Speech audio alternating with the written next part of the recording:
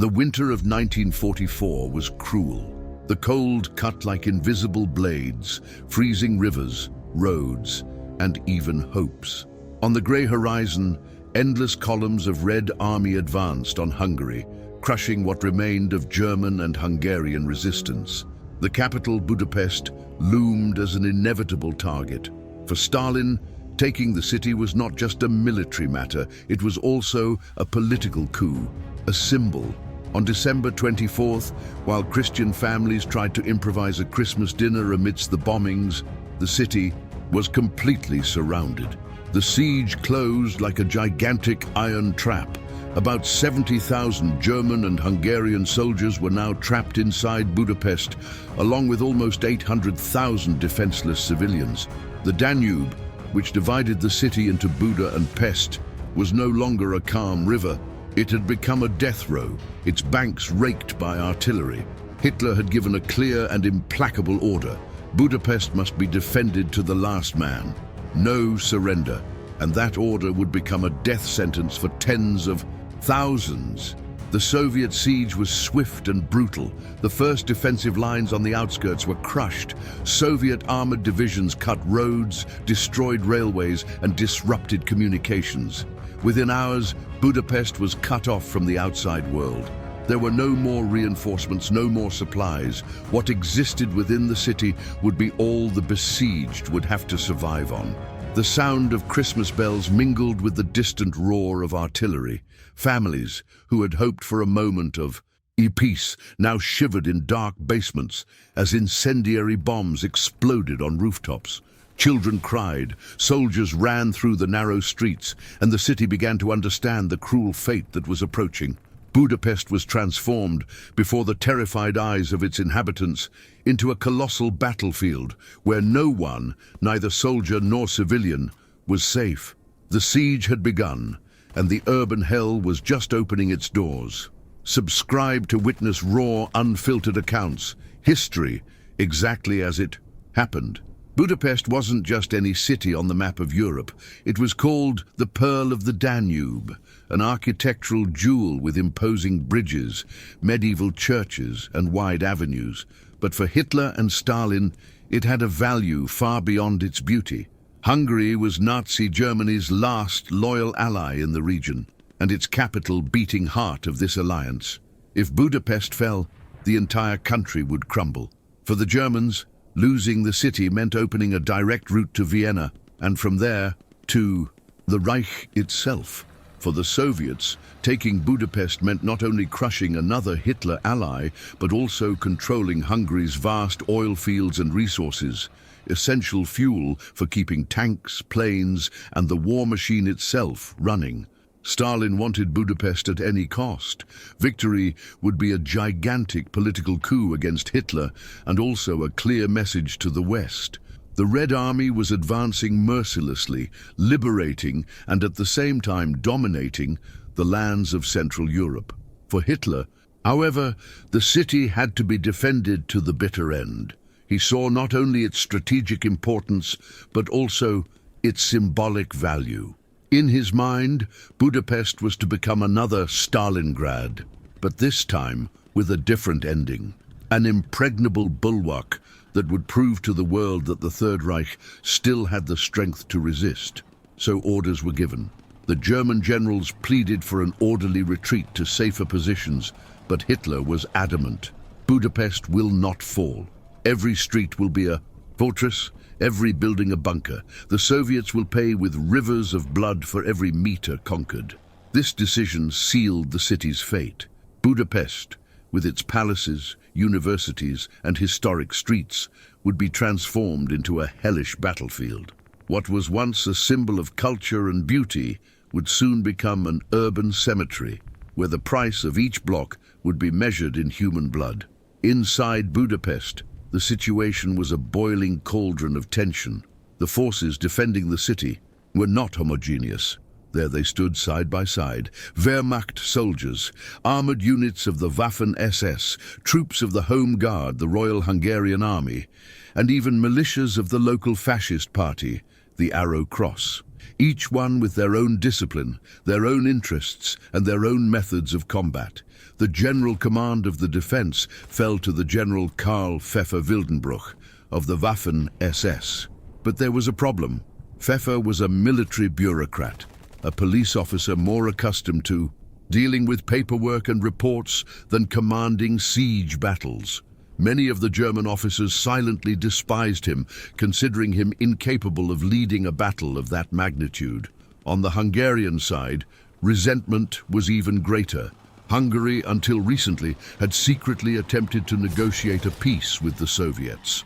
Regent Miklos Horthy had been deposed by the Nazis in October 1944, when it became clear that he was seeking a break with Hitler.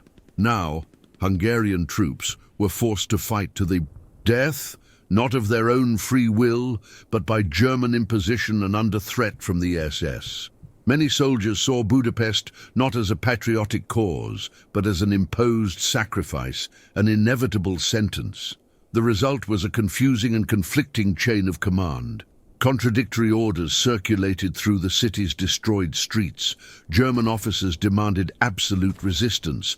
Hungarian officers often sought to preserve their forces or at least protect their fellow civilians. Among them, the Arrow. Cross-militia descended into fanaticism, persecuting Hungarian Jews with even greater brutality than the Nazis themselves, turning synagogues into makeshift prisons and conducting executions on the banks of the Danube, where bodies were thrown into the icy river.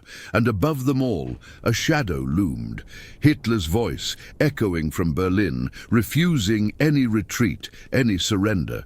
His generals, even when they tried to propose alternatives, were silenced. The order was clear and immutable. Budapest must resist the last man. This rigidity, coupled with Pfeffer Wildenbruch's lack of experience, would make the city's defense a disaster waiting to happen. While the Soviets adjusted their lines and prepared devastating bombardments, confusion reigned within the city walls. The enemy was at the gates, but Budapest's true weakness lay within, a divided, disorganized command corroded by hatred and distrust. The encirclement was tight, but for the Soviets, this was only the beginning. In December 1944, the Soviet divisions 2nd and 3rd Ukrainian Front, commanded by the marshals Rodion Malinovsky and Fyodor Tolbukhin, began to tighten their grip around Budapest. More than 250,000 Soviet and Romanian soldiers were positioned around the city with tanks, heavy artillery and almost unlimited air support. The first to feel the impact of this crushing were the suburbs of Budapest, residential areas, workers' villages and small industrial zones that surrounded the heart of the capital. The Soviets advanced street by street, building by building, turning entire neighborhoods into piles of rubble. Wooden houses were engulfed in flamethrower fire, while apartment blocks collapsed under the impact of 150 mm artillery. For the German and Hungarian soldiers defending these outer zones, there were no clear front lines. The fighting took place in kitchens, backyards, and attics. A child's bedroom could, in a matter of minutes, be transformed into a makeshift fortification. The fighting was so close that the smoke of the gunpowder mixed with the breath of the enemy's grenades exploded just a few meters away. Bayonets crossed on narrow staircases, and the snow was dyed red with each repelled attack. Terrified civilians tried to flee en masse to the city center, believing they would be safer there. But every street was a minefield of shrapnel, every corner a momentary shelter for Soviet snipers. Entire families traversed the ruined suburbs, pushing makeshift carts, often leaving behind elderly people who could no longer walk. The Soviets were in no hurry. The plan was to crush Budapest bit by bit, draining its forces like squeezing an enemy into a closed fist. And to heighten the terror, they used incessant artillery, barrages of fire that lasted for hours, turning entire neighborhoods into craters before infantry moved in to finish off what was left. By early January 1945, the suburbs had all but ceased to exist. The city, which had once stretched out in rings of villages, and small industrial zones was now a belt of smouldering ruins. The defenders retreated ever deeper into the urban heartland, to the grand boulevards of Pest and the hills of Buda. The Red Army advanced like a tide of steel and blood. Budapest, the pearl of the Danube, began to lose its luster. Its edges were crushed, its streets turned into mass graves, and the urban hell only increased in intensity. Click subscribe and follow the channel that tells war stories without sugarcoating the truth. When the siege closed, almost 800,000 civilians were trapped inside Budapest. They were men, women, children, the elderly, all caught in the middle of a battle they hadn't asked to fight. For them, the siege quickly became an everyday hell.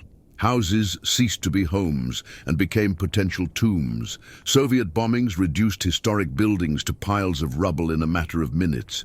People took refuge in dark cellars, tunnels, and basements, living entire days underground, surrounded by the smell of mold, sweat, and fear. Many of these underground shelters were so crowded that families slept crammed together, side by side, with no room even to stretch their legs.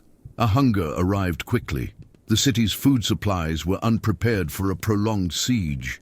Within weeks, bread disappeared. Grain was rationed down to the last handful. Families cooked shoe leather, soup made from sawdust, and even cats and dogs captured from the streets. There were reports of civilians who, in desperation, ate rats to survive. Drinking water also became scarce. The bombs destroyed pipes, and many were forced to melt dirty snow or drink from puddles formed in the rubble. The lack of sanitation turned neighborhoods into hotbeds of disease. Dysentery, typhus, and fever spread, killing silently as the bombs continued to fall. And there was the constant fear. No one knew if they would see the dawn. A short walk to collect firewood could end in death from a stray bullet or a grenade fragment. Many desperate mothers tied pieces of paper with the child's name around their children's necks, so that if they died, at least they would be recognized. The banks of the Danube also became a scene of horror. There, the militia of Arrow Cross dragged Jews to summary executions. Hundreds were lined up along the river, forced to remove their shoes before being shot. Their bodies fell frozen into the dark waters, carried away by the current. To this day, this episode is remembered with the memorial of shoes on the banks of the Danube, a silent symbol of that massacre. For the civilians, victory was impossible. If they survived the Soviet bombings, they might fall into the hands of the SS or fascist militia. If they escaped the Nazis, they might die of hunger or cold. Budapest, once a vibrant capital, was transformed into a gigantic prison where death lurked around every corner and where human suffering reached indescribable levels. With the suburbs crushed and civilians trapped in a daily nightmare, the war moved into the heart of Budapest. There, the fighting took on a new face. It was no longer just tanks against tanks or armies facing off in open fields. It was street war, the most brutal and desperate form of combat. Each block became a fortress. Apartment buildings were transformed into makeshift bunkers. On the second floor, German and Hungarian snipers peered out of the windows. In the basements, machine guns awaited any enemy advance. And on the stairs, soldiers armed with grenades and knives stood ready for hand-to-hand combat.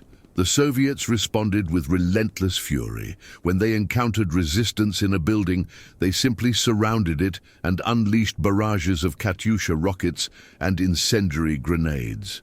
They often doused the defenders with gasoline or used flamethrowers to force them out, or to burn them alive within the walls they had sworn to defend.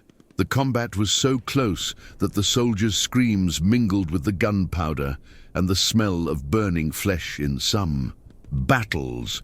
Enemies fought separated only by a thin wall, Germans and Hungarians on one floor, Soviets on the floor above. Grenades rolled down staircases, exploding between huddled groups. The walls of Budapest, once decorated with paintings and tapestries, were now covered in soot, bullet holes and blood. The wide streets, like the Andrassy Avenue, became open battlefields.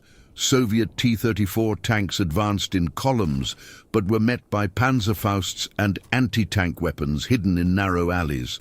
The sound of explosions shook the ground, and the wreckage of burned-out vehicles blocked the passages, turning every avenue into a metal graveyard. And in the middle of it all were the civilians, trying to cross streets littered with corpses. Mothers ran carrying children, only to be struck by shrapnel or buried by collapsing buildings. The city's ground was no longer just stone and asphalt. It was a carpet of broken bricks, shattered glass, and abandoned bodies. Budapest was beginning to look more and more like another name that had already gone down in history, Stalingrad. But for those who lived through this hell, there was no epic glory, only the certainty that every corner could be the end. The city was being devoured, street by street, in a carnage that seemed endless. Join now, here memory is preserved with rigor and courage. The Danube, that majestic river that divided Budapest into Buda, is over, became the heart of the battle. Its icy waters reflected the flames of the ruined city, illuminating a spectacle of destruction at night. For both sides, Danube bridges were vital. For the Germans and Hungarians, holding the bridges meant preserving the connection between the two parts of the city, a route for internal supplies, reinforcements, and escape. For the Soviets, destroying or capturing them meant cutting the city into pieces, isolating the defenders in ever-shrinking pockets, like meat trapped in an iron trap. Budapest's bridges were not mere structures, they were symbols of the city. The elegant chain bridge to imposing Margaret Bridge, a monumental freedom bridge. But now each of them had become a fortress, surrounded by sandbags, barbed wire, and heavy weapons. The fight for these passages was relentless. Soviet snipers hid in buildings along the riverbank, eliminating any soldiers who attempted to cross. Grenades and mortars rained down on the crossings, turning the Danube into a liquid graveyard, where bodies floated alongside pieces of wood and twisted beams. The defenders tried to hold each bridge at any cost, but when the situation became desperate, the Germans resorted to their last card: demolition. One by one, the symbols of Budapest were blown up by their own defenders. Just as the Soviets nearly took Margaret Bridge, carefully placed mines collapsed it in seconds, hurling debris and soldiers into the river. The most tragic thing happened on the night of January 16, 1945, when German forces blew up the legendary Chain Bridge, one of the city's landmarks. The boom echoed for miles, and the flash lit up the night sky like an artificial sun. For the residents, it was more than a strategic loss. It was as if the heart of the city had been ripped out. Within days, all of Budapest's major bridges lay in ruins. The Danube, which had once united the city, now cruelly divided it. On one side, Fish, the Soviets were already advancing with overwhelming force. On the other hand, in Buda, the defenders prepared for the final fight, trapped in the Toads, historic hills with no escape route. Budapest was no longer a city, it was an island of blood and fire, cut into pieces by a river that had been turned into a mass grave. The failure of the German relief offensives. As Budapest burned, Hitler tried to show the world that he still had the strength to reverse its fate. For him, abandoning the city meant not only losing a vital ally, but also paving a direct path to the heart of the Reich. Thus, they were launching 3 relief offensives known as Operation Conrad I, II, and III in early January 1945. As SS Panzer divisions, among them the 3rd SS Skull E of 5A SS Viking, were called to the mission. They were war-hardened veterans with tanks Tiger II, the most feared steel monsters on the battlefield. The plan was simple on paper: break through the Soviet lines, open a corridor, and reach the encircled defenders in Budapest. But the reality was different. In the first offensive, Conrad I, German forces advanced from the north, near Lake Balaton. They managed to penetrate deep into the Soviet lines, destroying dozens of enemy tanks and opening a gap toward the capital. For days, it seemed as if the impossible might happen. The tanks of Skull arrived at less than 30 kilometers from Budapest. Those besieged within the city could hear in the distance the echo of the battles, as if salvation were just around the corner. But the Red Army was prepared. Stalin had given clear orders. Budapest must not be liberated. Reinforcements were thrown against the panzers, and the Soviet tide closed once more. The offensive was stalled. The German tanks, forced to retreat, came to Conrad II, this time with an attack from the south. The same scenario repeated itself. Impressive advances, bloody pitched battles, hundreds of burning tanks covering the snowfields. The Germans arrived within 20 kilometers from the city, but once again they were stopped. Finally, the Conrad III was launched in desperation. Tanks and infantry advanced without reserve, trying to cut the Soviet lines once and for all. The terrain, however, was against them. Hills, forests and villages transformed into Soviet strongholds. T-34s and anti-tank guns, coupled with overwhelming numerical superiority, blocked any attempt to break out of the encirclement. In less than a month, all three operations had failed. Tens of thousands of German soldiers were killed or wounded, and hundreds of tanks were left abandoned, burning in the Hungarian snow. Inside Budapest, the besieged understood the harsh truth. No one would come to save them. For the civilians and soldiers trapped in the city, any remaining hope dissolved like ice in the Danube. Not only did the siege continue, but it was now clear: Budapest was doomed. As the siege dragged on, Budapest ceased to be just a battlefield. The entire city has turned into a human slaughterhouse. Within the rubble, the blood came not only from fighting between armies, but also from a succession of massacres and atrocities that plunged the civilian population into an endless nightmare. The Hungarian fascist regime, represented by Arrow Cross Party, saw in the chaos an opportunity to eliminate political enemies, Jews, and anyone deemed undesirable. Armed militiamen raided houses, tore entire families from their homes, and took them to the banks of the river Danube. There, on freezing nights, dozens of people were lined up on the riverbank, forced to remove their shoes, and then executed with shots to the back of the head. Their bodies fell into the frozen waters, swept away by the current. This horror became known as the Shoe Massacre, and to this day pairs of iron shoes on the Danube remind us of the terror of these executions. But the Soviets, as they advanced through the ruins of the city, also spread fear. The Red Army, made up of soldiers hardened by years of war and driven by a desire for revenge against the Nazis, committed brutal reprisals. German and Hungarian civilians were seen as accomplices, and thousands suffered looting, beatings, and mass rapes. Women of all ages, some still teenagers, others already elderly, were victims of systematic sexual violence. Hell had no mercy. Captured German and Hungarian prisoners of war also faced a cruel fate. Many were summarily executed in destroyed courtyards or street corners without trial, simply by the fury of vengeful soldiers.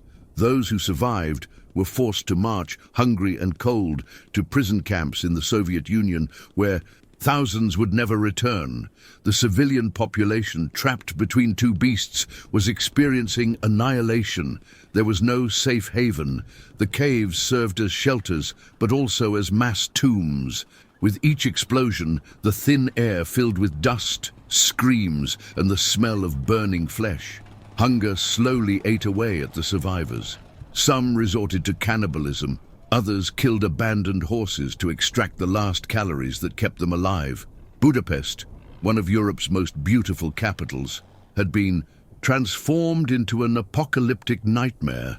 Every street, every ruin, hid stories of pain, despair, and blood. War, at that point, was no longer just about territory or military strategy. It was the struggle for the most primitive survival, where human life was worth no more than a shard of glass lost on the ground. Become part of a living archive. Subscribe to documentaries that truly matter. As the streets of Budapest were transformed into killing fields, the city's hospitals, once places of healing and hope, were now scenes of absolute despair. Bombs had destroyed many medical buildings, and those that still functioned were improvised in basements, churches, and even underground tunnels. The incessant flow of wounded arrived relentlessly. German and Hungarian soldiers, civilians hit by shrapnel or stray bullets, and even children injured in bombings were piled onto makeshift stretchers. Doctors and nurses worked exhausted, few medications, without sufficient anesthesia, and with improvised instruments, often sterilized only in the heat of bonfires. The smell was unbearable. Gunpowder, congealed blood, burning flesh, and disinfectant mixed together, creating an atmosphere almost impossible to breathe. The corridors were crowded, and the screams of the dying echoed, mingling with the distant sound of Soviet artillery and the roar of explosions. In many cases, doctors faced choice, horrible, deciding who would receive the scarce supplies or who would be left to their own devices. Severely injured people, unable to survive without intensive care, were often left to die. Blood dripped from the ceiling in some wards, and death became routine, almost invisible to the tired eyes of those still fighting to save lives. The intense cold also killed. Even inside the makeshift hospitals, the temperature dropped to 15 degrees C, and patients slowly froze, while nurses tried to warm them with wet blankets and flimsy heaters. Many did not survive. Furthermore, food shortages made recovery impossible. Weakened patients died of starvation or infections that would normally be treatable. Starving children cried incessantly, while desperate mothers tried to share what little food remained with everyone around them. Hospitals have become symbols of total collapse of the city, not just a war machine destroying Budapest, but a human hell where every breath was a struggle. Every step could be your last, and every heartbeat was surrounded by ruins, blood, and fear. Budapest was no longer just a besieged city. It was a crumbled world, where human life became a scarce resource and death was inevitable, walking side by side with every survivor. In early January 1945, after weeks of relentless and devastating fighting, the Soviets reached the Heart of Fish, the flat part of the city located on the east bank of the Danube. Each street taken represented more deaths, more destruction, and more despair. The Soviet advance was relentless.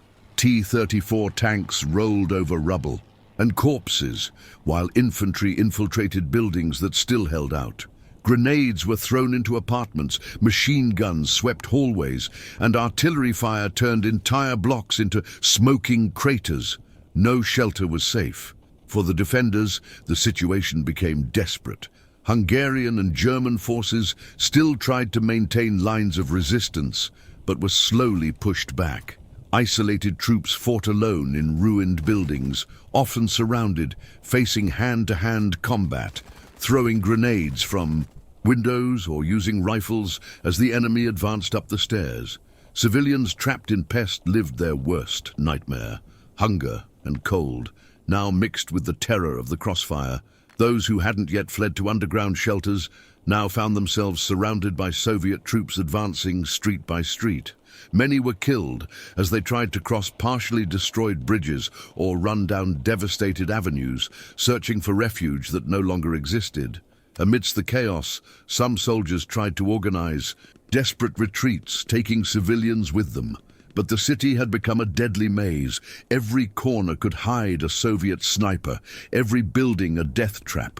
The sound of explosions, the screams, and the smell of burning smoke became constant, penetrating the minds of those still breathing. When Pest finally fell, the surviving forces retreated to Buda, on the other side of the Danube. But the crossing was not simple. With the bridges destroyed and the river frozen, thousands were forced to improvise. Rafts or cross on thin ice. Many succumbed to bullets, the cold, or the weight of the crossing, turning the escape into another bloody chapter of the battle. The city, once vibrant and full of life, was now urban cemetery. The eastern part, Pest, was in Soviet hands, with streets covered in rubble, corpses and bodies frozen in the Danube. The siege was tightening, and the remaining defenders were about to face the final phase of hell, the desperate struggle in Buda, where every hill and every fortification would be the scene of fierce combat until the last bullet. With the fall of Pest on the east bank of the Danube, Budapest's fate seemed sealed, but the real agony was just beginning. The last defenders, a motley and desperate force of approximately 40,000 to 50,000 German and Hungarian soldiers, retreated in disarray and under heavy fire to Buda, the hilly western part of the city. There, the historic hills, crowned by medieval fortifications, imposing palaces and centuries old. Churches offered naturally defensible terrain, a last fragile hope against the relentless advance of the Red Army. However, the illusion of a miraculous salvation, which perhaps still lingered over the exhausted and hungry soldiers, had already completely dissipated. Buda was not a refuge, but the last bastion, the final stage of an urban battle that would go down in history for its unprecedented brutality and the unspeakable suffering it inflicted on combatants and civilians alike. It was the end of the line, a siege within a siege, where the only escape was death, surrender, or capture, and the city, once a symbol of culture, grandeur, and vibrant life, was about to become a monument to carnage and desolation. The air already carried the omen of impending tragedy, a dense fog of fear and despair that thickened with each passing hour. Every structure in Buda, from the majestic government buildings and centuries-old churches with their perforated towers to the humblest residences and the ruins of medieval castles, was transformed into a makeshift bunker, a fortress of despair. The walls, once silent witnesses to centuries of history and glory, were now riddled with bullets and shrapnel, serving as a precarious shield for soldiers who, with machine guns and sniper rifles, set up strategic positions in broken windows, on collapsed roofs, and behind makeshift barricades. The narrow, winding streets, the steep staircases connecting the different levels of the hill, and even the underground tunnels and damp, dark cellars became part of a complex, labyrinthine defensive network. The Soviets, aware of the defenders' topographical advantage, advanced with calculated but inexorable slowness, a red tide that swallowed block after block. Their tanks and heavy artillery hammered the enemy defenses relentlessly, clearing the way for the infantry that infiltrated every alley, every crevice, every vulnerable spot, transforming the city into a deadly labyrinth where every corner hid imminent danger, every shadow could shelter a sniper, and the constant sound of gunfire and explosions was the soundtrack of death. The fighting in Buda was unimaginably ferocious, a visceral and personal confrontation that unfolded just meters away, often hand-to-hand. Grenades exploded in narrow corridors, their shrapnel ripping through flesh and metal, claiming lives in an instant. Soldiers, often out of ammunition, resorted to knives, bayonets, and pistols, engaging in brutal and desperate struggles where survival depended on brute force and the will to kill. The momentary silence between explosions was quickly filled with piercing screams of pain, desperate orders, and the muffled sound of gunfire echoing through the ruins. The ground trembled incessantly under the weight of Soviet tanks, which crushed rubble, destroyed vehicles, and sometimes unburied bodies, advancing over the lunar landscape that the city had become. The air was heavy with the acrid smell of gunpowder, the metallic tang of blood, the choking smoke of fires, and the nauseating odor of death and decay. A mixture that permeated everything and everyone, clinging to the skin and souls of those still alive. At every moment, the thin line between life and death was crossed, and humanity was undone amidst the chaos. For the civilians who had managed to reach Buda, the situation was one of absolute despair, an ordeal that defied human comprehension. Thousands of families, trapped by the battle, lived hidden in dark, damp and freezing cellars converted into makeshift shelters. There they huddled side by side with the agonizing wounded, whose moans filled the air, and the unburied dead, the unbearable smell of decay mingling with the odor of fear, filth and despair. Hunger and cold, as lethal as bullets and shrapnel, silently claimed lives, especially among the most vulnerable, children and the elderly. Their faces etched with terror and exhaustion, they trembled in silence, trying to become invisible to the chaos that roared incessantly above their heads. With each explosion, each burst of machine gun fire, hope diminished, replaced by grim resignation and the certainty that the end was near, whether through the violence of war or the slow agony of deprivation. Water was scarce, food non-existent, and daylight a distant luxury. Life was reduced to waiting moment by moment for the next horror, the next explosion that could mean the end of everything. The high ground, which initially seemed like a strategic advantage for the defenders, quickly became a death trap, a maze with no exit. Every hill, every rise became an isolated island of resistance, surrounded by a sea of Soviet troops that advanced relentlessly, like a predator cornering its prey. Artillery and rocket barrages fell relentlessly on the buildings that still stood, turning them into piles of smoking rubble and dust. The city, once an architectural treasure and a center of life, was now a field of ruins where every step could be your last, where death lurked in every shadow and every twisted piece of concrete. The landscape was one of utter desolation, with smoke and dust obscuring the sun, turning the day into eternal twilight, and the constant sound of battle echoing through the destroyed streets, a continuous wail of pain and destruction. The fighting in Buda dragged on for weeks, a prolonged agony that tested the limits of human endurance and sanity. The intense cold of the Hungarian winter froze the corpses in the streets, turning them into macabre statues, and the blood spilled in dark, slippery stains on the ice. The streets and stairways, already dangerous in themselves, became slippery traps of ice and blood, where one false step could mean a fatal fall or exposure to enemy fire. Many soldiers succumbed not only to combat wounds, but also to exhaustion, hunger, and frostbite, their weakened bodies unable to withstand the inhumane conditions. Gangrene and disease spread rapidly, claiming lives that had survived the bullets. Still, the order was to defend every strategic point to the last bullet, to the last man. There was no retreat, no hope of reinforcements, only the certainty of an inevitable end. The only option was to fight to the end, in a battle without quarter, where victory was a distant mirage, and survival an increasingly rare miracle.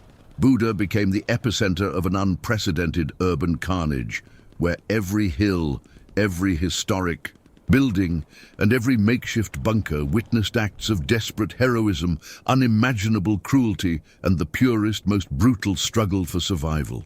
The city that had once been a symbol of culture and wealth was now a stage for death, ruin, and absolute horror.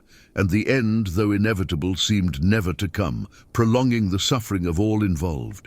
With each passing day, hope faded, leaving only the determination to resist or the acceptance of the cruel fate that awaited them. The Battle of Buda was not just a military confrontation.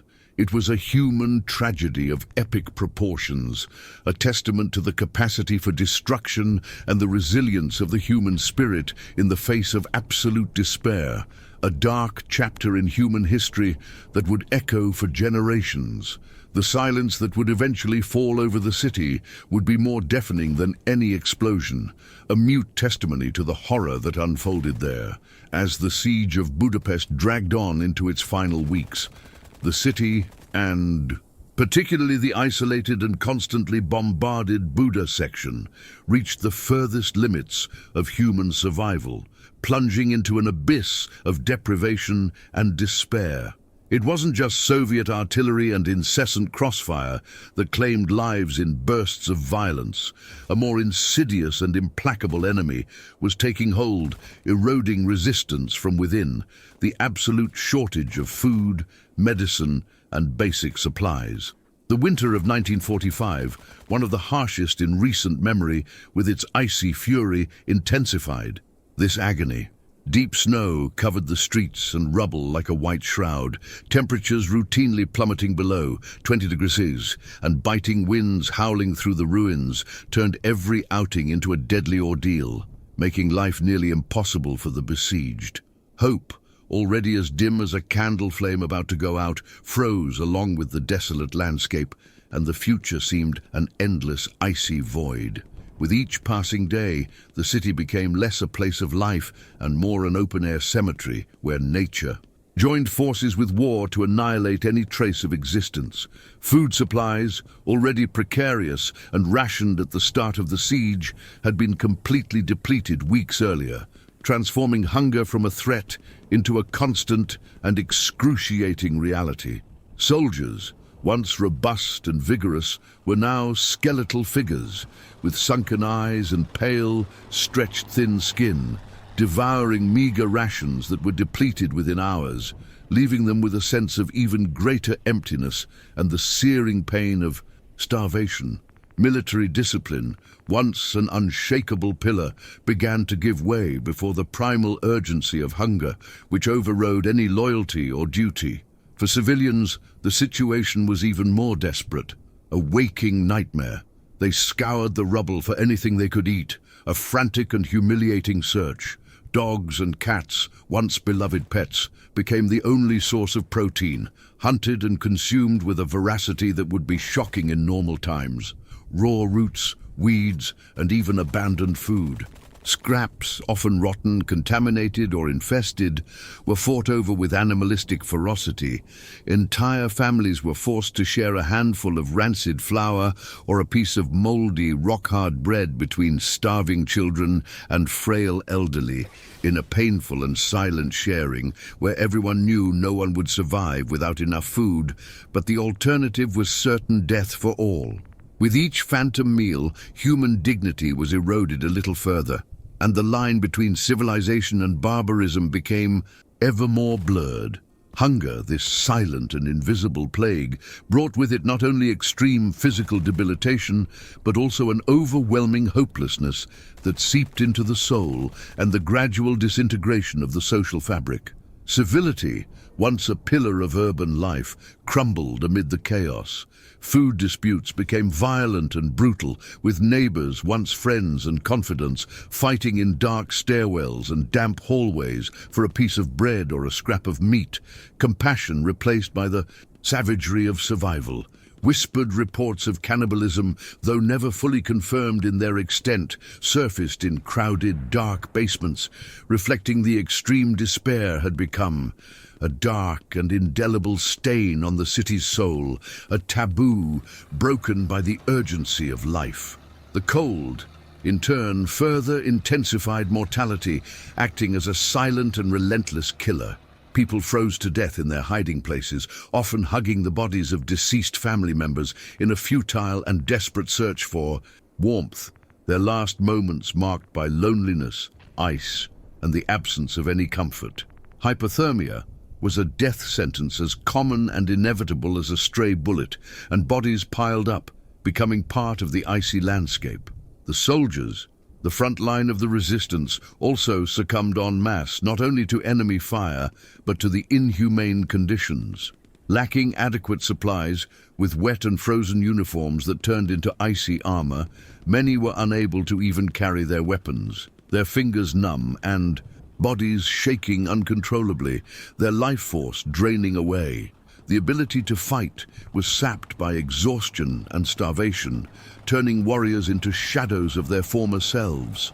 The seriously wounded, already dependent on scarce and rudimentary medical care, were left to their own devices, with no hope of treatment, dying slowly in makeshift basements that served as field hospitals, without painkillers, without hygiene, only excruciating pain and the resigned wait for the end.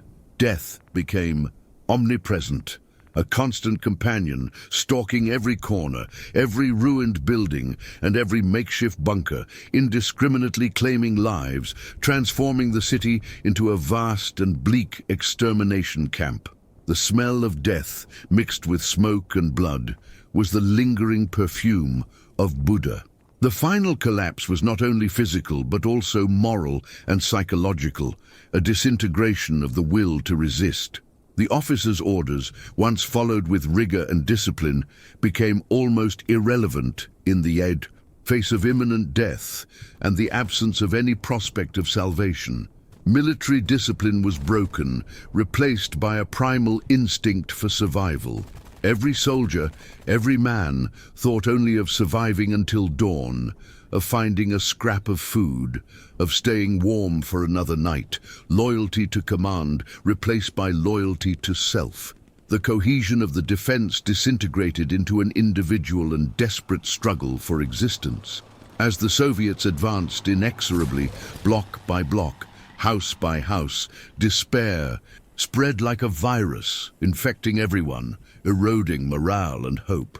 Those who still resisted knew they were irretrievably surrounded, without food, without ammunition, without hope of reinforcements, and without any chance of escape. Surrender or death were the only options, and the line between them was becoming increasingly blurred. Budapest, the once vibrant pearl of the Danube, was transformed into an apocalyptic landscape, a lunar landscape of rubble, snow, and unspeakable suffering. The siege was no longer merely a military battle for territory. It was a primal and brutal struggle for life, where death could come silently from hunger and cold that froze the soul, or explosively at any moment from a grenade that tore through the air or a sniper shot that found its mark. Each passing day meant fewer chances of survival, and each night brought with it the biting cold that penetrated the bones, the paralyzing fear that gripped the heart, and the deafening roar of artillery that seemed to announce the end of the world, a requiem for the dying city. The end was near, and the city, once a symbol of glory, culture, and power, was now reduced to a scene of widespread famine, smoking ruins, and absolute human suffering. Architectural beauty was pulverized, its elegant forms transformed into piles of rubble, cultural life silenced, its melodies and laughter replaced by moans and screams, and human dignity, tested to its most extreme limits, often shattered. The siege of Budapest, and in particular the agony of Buda, would be remembered not only as a brutal chapter of World War II, but as a grim testament to the human capacity to inflict and endure horror, an eternal echo of the despair that can consume an entire city, leaving behind only the memory of its fall and the deep scar of its pain. The silence that would eventually fall over the city would be more deafening than any explosion, a mute testimony to the horror that unfolded there, an epitaph for lost hope, and lives snuffed out. The story of Buda during the siege is a story of human resilience pushed to its limit, and of the fragility of civilization in the face of the barbarity of war. It is a grim reminder that in times of extreme conflict, humanity can be reduced to its most primitive form, where survival becomes the only law and despair the only constant companion. In late February 1945, after more than 2 months of a hellish siege that had turned Budapest into a frozen, starving hell, the situation reached its irreversible breaking point, a threshold of despair beyond which there was no return. The defenders, an exhausted and disparate mix of German and Hungarian soldiers, many of them newly enlisted teenagers or hastily drafted elderly men, their faces hollowed by hunger, their bodies shivering uncontrollably from the cold, and their eyes empty of hope, realized that there was no longer the slightest possibility of victory. The resistance, once fierce and organized, with its well-established defensive points, had fragmented into small, desperate pockets of soldiers, each a microcosm of suffering and resignation, hidden in steep hills, in the damp, dark basements of destroyed buildings, and in makeshift underground bunkers. The Soviet tide, however, was overwhelming, a tsunami of men and machines advancing relentlessly, sweeping away everything in its path. Every attempt at a counterattack, no matter how heroic the individual bravery, had failed miserably, resulting only in more deaths and a diminishing of the already meager defending forces. The air was heavy with the acrid smell of gunpowder, the metallic tang of blood, and the bitter resignation of imminent defeat, a doomsday atmosphere hanging over the city. The surrender, as inevitable as the sunrise, did not, however, mean the end of suffering or the beginning of the long-awaited peace. For many, it was merely the prelude to an even more brutal and uncertain fate. Those who surrendered, their hands raised in a universal gesture of capitulation, their eyes filled with a mixture of relief at having survived and terror of the unknown, faced the fury and vengeance of the victors.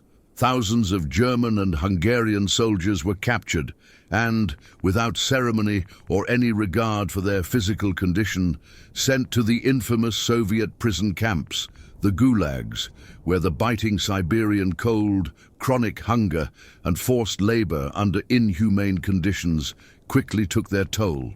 Many perished from exhaustion, diseases like typhus and dysentery and mistreatment, their names lost in the frozen vastness of the Russian steppe, never to return home, their families waiting in vain for a return that would never come. The hope of a reunion was replaced by the piercing pain of uncertainty and eventually by the certainty of irremediable loss, a mourning without a body and without a farewell. For civilians, the situation was even more desperate and chaotic, a veritable hell on earth. Soviet revenge against anyone considered a collaborator or sympathizer of the Nazi regime transformed the streets into scenes of occasional massacres and acts of unspeakable barbarity. Groups of civilians, often innocent of any crime, were shot en masse in public squares, their bodies piled up like garbage, lynched by angry mobs, or tortured in brutal and indiscriminate reprisals that spared neither children nor the elderly. Terror spread like wildfire, and the fine line between the guilty and the innocent was blurred in the thick fog of war and revenge. Women especially were victims of widespread and systematic rape, perpetrated by soldiers who saw victory as a license for barbarity. This cruel and inhumane act became a grim symbol of the human cost of the battle, leaving lifelong physical and psychological scars, an indelible stain on the memories of the survivors and the city's history.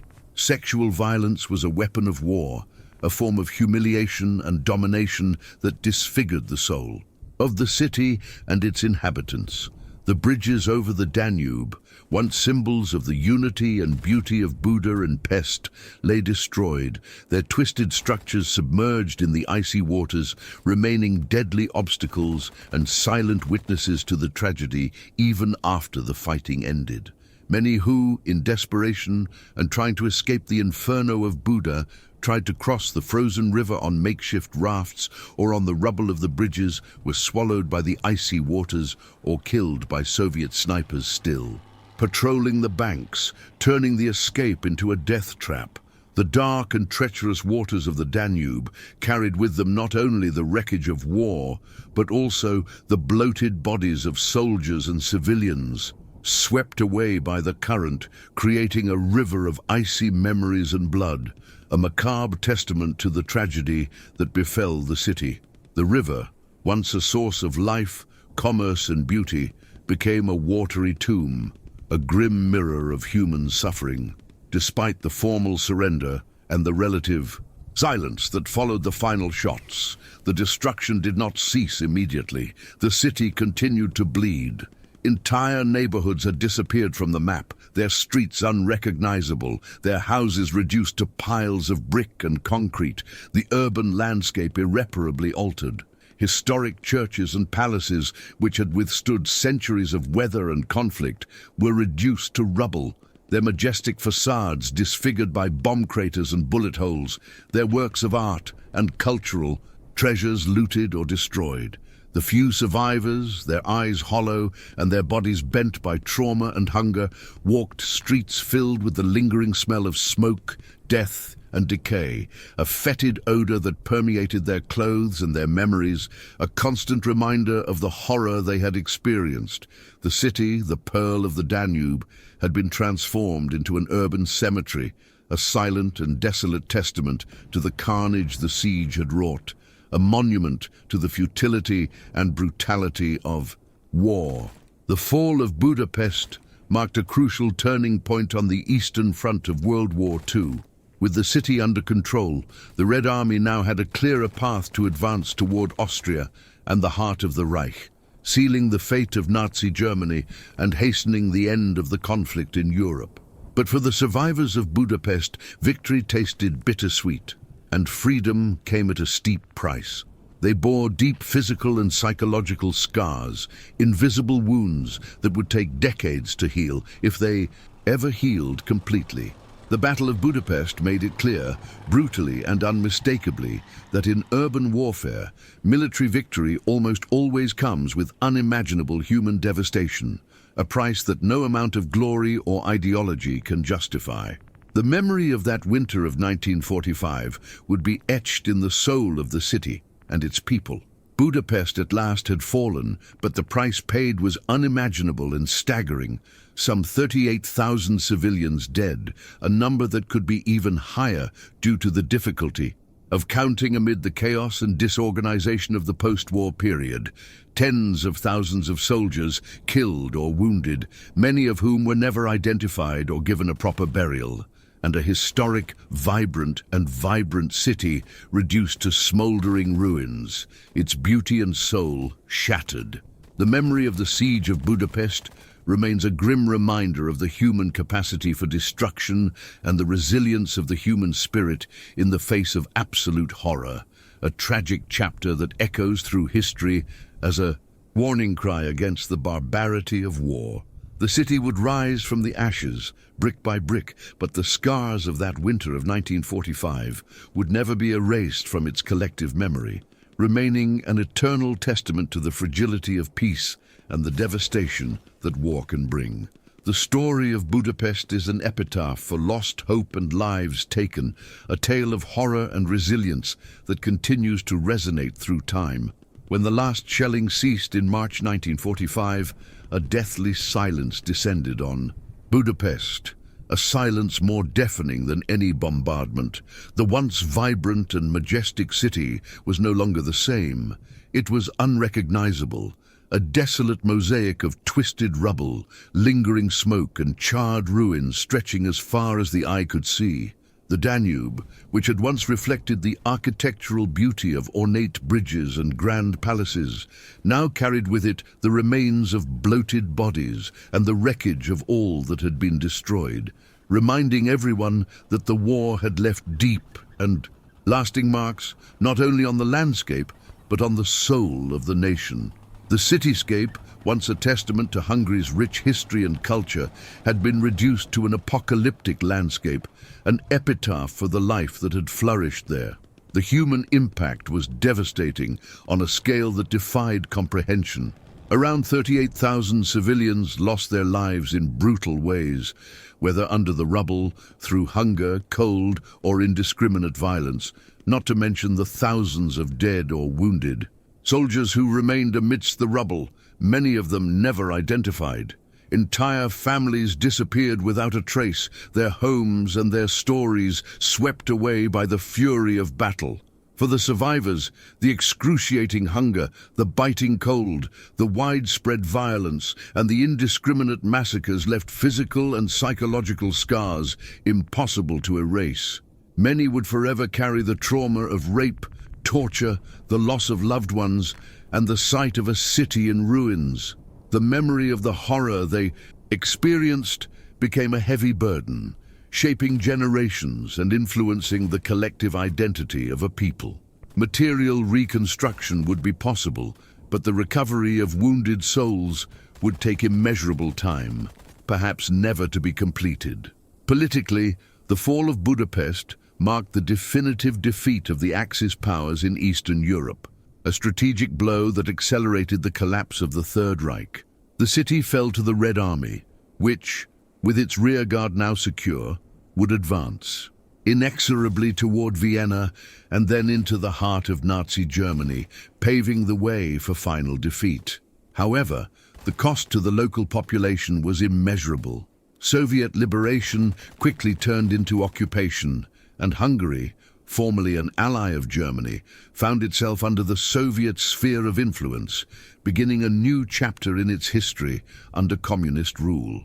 Urban warfare demonstrated cruelly and unquestionably that human suffering often outweighs any military achievement, and that victory on the battlefield can mean the beginning of a new form of oppression for the liberated.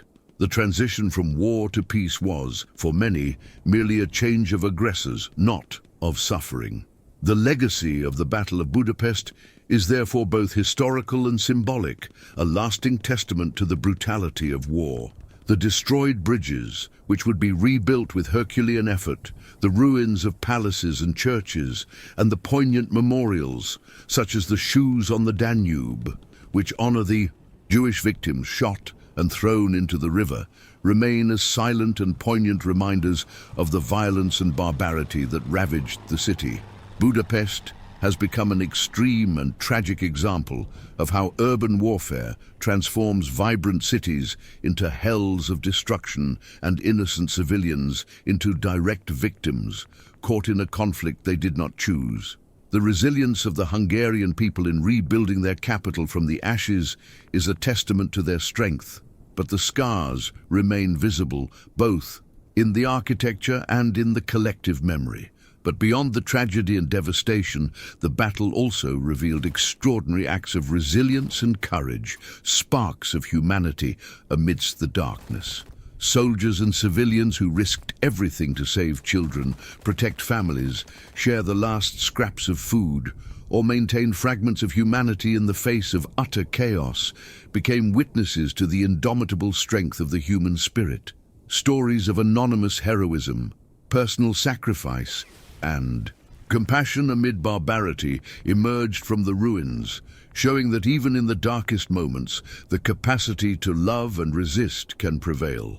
These acts, often forgotten by official history, are a legacy of hope and a reminder that humanity can find light even in the depths of hell.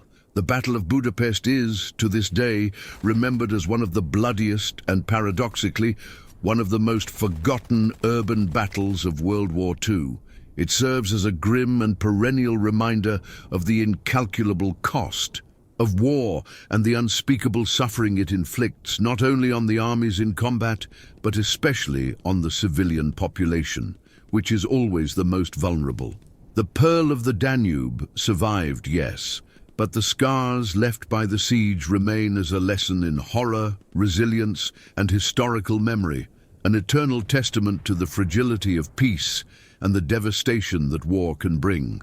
The story of Budapest is an epitaph for lost hope and lives taken, a tale of horror and resilience that continues to resonate through time, a constant reminder of the importance of preserving peace and never forgetting the horrors of the past. The city rose again, but the memory of that winter of 1945 would never be erased from its collective soul, serving as a beacon for future generations on the dangers of intolerance and armed conflict. Budapest fell, but the city did not disappear. It survived as a silent witness to urban hell that fell upon its streets and bridges. The siege was over, but the price paid was unimaginable. Thousands of soldiers dead, tens of thousands of civilians lost, and a city turned into ruins, forever marked by fire, blood, and suffering. What began as a strategic struggle in the heart of Hungary became an extreme test of human endurance. Soldiers and civilians faced unspeakable cold, hunger, and violence, surviving day after day in a landscape of absolute chaos. Every corner, every building, and every bunker told stories of courage, despair, and tragedy. Historically, the battle demonstrated the cruelty of urban warfare and the devastating toll it takes on cities and civilians. But it also revealed the human strength and resilience. Men and women who fought, protected lives, and resisted until the last moment. Today, Budapest is rebuilt, vibrant and beautiful, but the echoes of the past remain. The scars of battle are in the city's memory, in the monuments, in the shoes on the banks of the Danube, and in the history that must never be forgotten. The Battle of Budapest reminds us that war is not just about strategy, tanks, or military orders.